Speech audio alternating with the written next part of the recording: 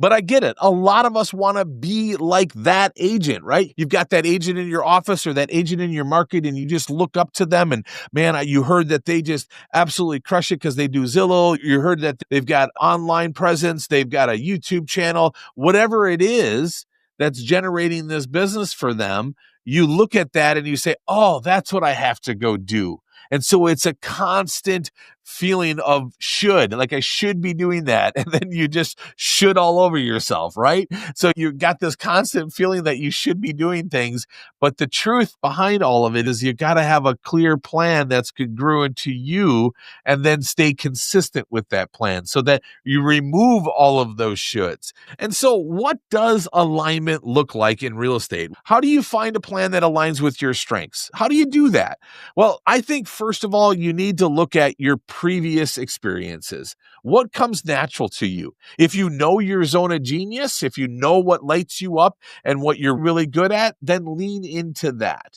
I also recommend that you build out a 3-pillar plan so that your first pillar is working with your sphere of influence, and you can build that as a foundation to your business.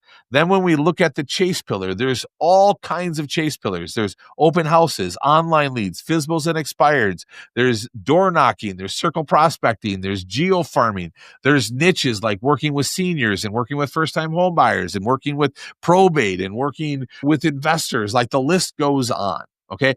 When you look over that list, what stands out at something like, oh, I could do that and I would love that. I've seen agents just come alive when they find their niche. They think about, oh my gosh, I could work with new construction. I could help builders all day. I would love that. Or I get to work with seniors and help them. I could be a senior home coach and I could help them. I would love that. First-time home buyers. Oh my gosh, I light up when I get to work with first-time home buyers. Or investors. I love investors. I love how it's black and white and there's no emotions and they're just making money, right? Like I love that part of it.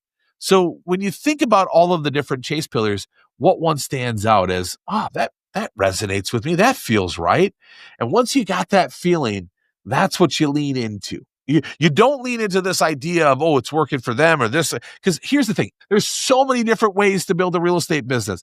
Everything in this business works, but what's going to work best for you?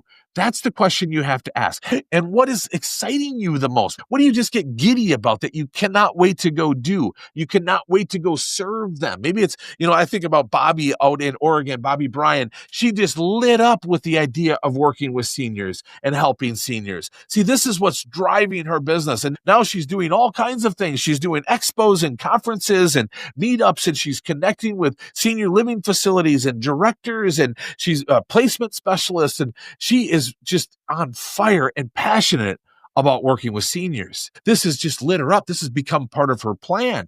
Now, you might listen to that and say, oh gosh, I would hate to work with seniors. That doesn't excite me at all, right? So you might think, well, Bobby's got a great business and I want to copy her, but I'm not excited about working with seniors. Like that's not going to work, right? You've got to fall in love with it and you cannot wait every day to go serve in this arena and help people that need your help.